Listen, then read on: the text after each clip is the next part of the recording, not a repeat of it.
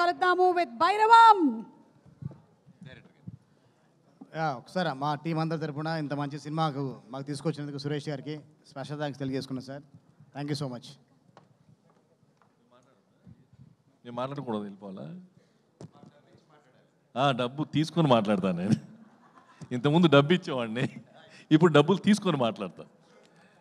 ఈ సినిమా మే 30 రిలీజ్ అవుతుంది. ఇక్కడ మార్కింగ్ వేశారు, ఇక్కడ డైరెక్ట్ గారు మార్కింగ్ వేశారు. ఈ సినిమా మే 30 రిలీజ్ అవుతుంది.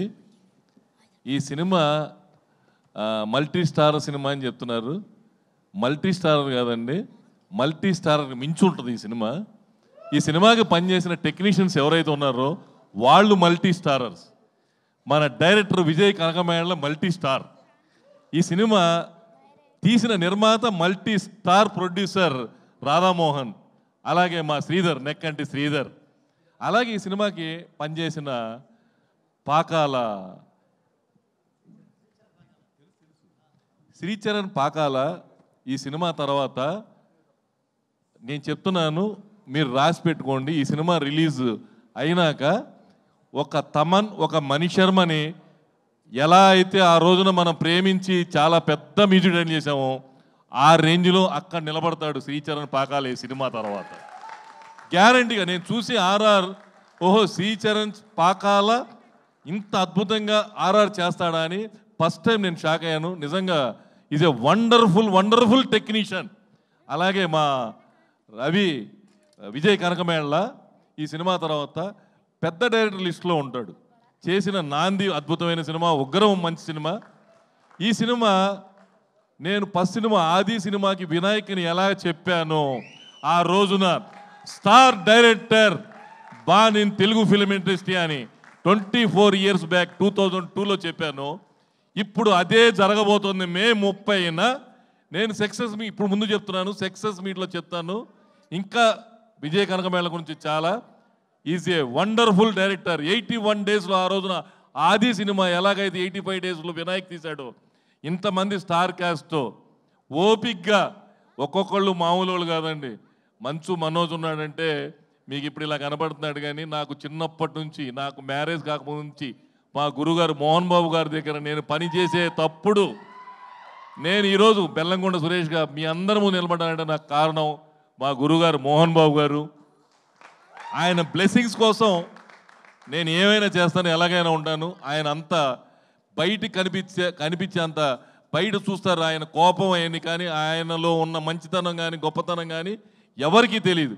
అలాగే మా మంచు మనోజు ఫైట్ చేస్తాడు, యాక్షన్ చేస్తాడు. ఇవన్నీ మీరంతా స్క్రీన్ మీద చూశారు.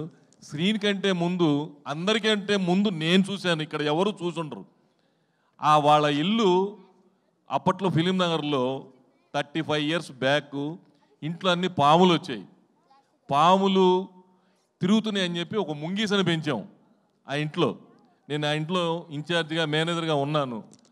అందరూ పాము కరుస్తుందని ముంగీసని పెంచితే ముంగీసని నోట్లో వెళ్ళి పెట్టిన ఏకైక వ్యక్తి మంచు మనోజ్. అసలు పాములు పెంచుతుంటే ముంగీస నోట్లో వెళ్ళి పెట్టి ఏం చేస్తావు నువ్వు అని పెట్టాడు. అలాంటి వాడు మంచు మనోజ్. అలాగే ఫైట్స్, యాక్షన్స్, డూపులు అలా చూసాం.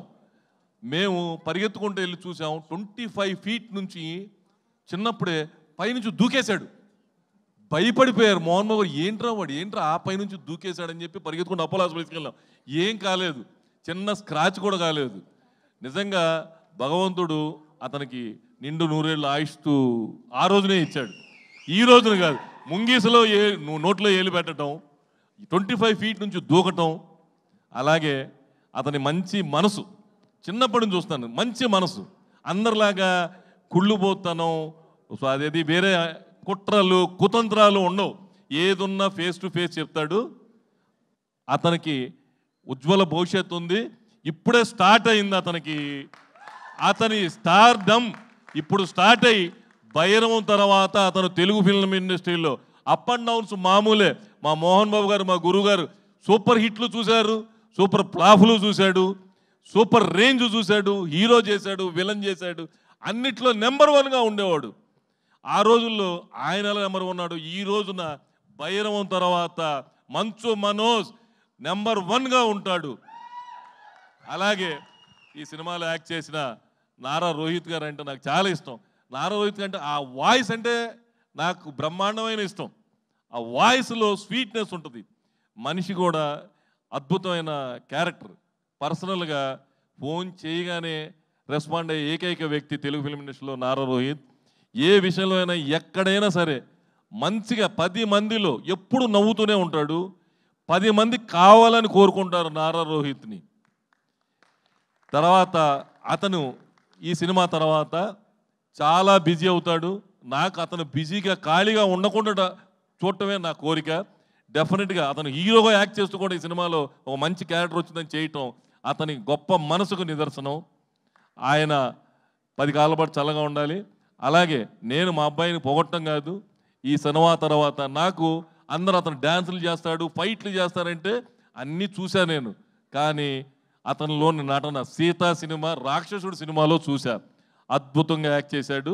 ఈ సినిమా తర్వాత బెల్లంకొండ సురేష్, సాయి శ్రీనివాస్ గ్యారెంటీగా మనలో ఒక స్టార్ హీరో ఈ సినిమా తర్వాత చాలా పెద్ద రేంజ్కి వెళ్తాడు.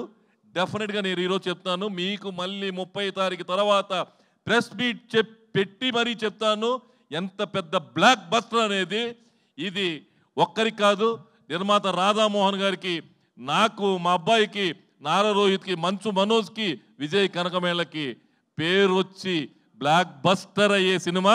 బ్లాక్ బస్టర్ కాకపోతే మీరు మా ఇంటికి రండి, నేను చెప్తాను సమాధానం. ఆ రోజున వచ్చి మీరు ఏం కావాలనుకున్నారో అది అడగండి. ఏంట్రా మీరు ఏం చెప్పారు, ఏం జరిగిందని అడగండి. ఈ సినిమా బ్లాక్ బస్టర్ అవుతుంది, బ్లాక్ బస్టర్ అయి తీరుతుంది. All the best entire team. నేను ఇంకెవరినైనా మర్చిపోయి ఉంటే మా ఎడిటర్ చోటా ప్రసాద్, అలాగే ఈ సినిమాకి పనిచేసిన ప్రతి ఒక్కరు, కెమెరామెన్ సూపర్.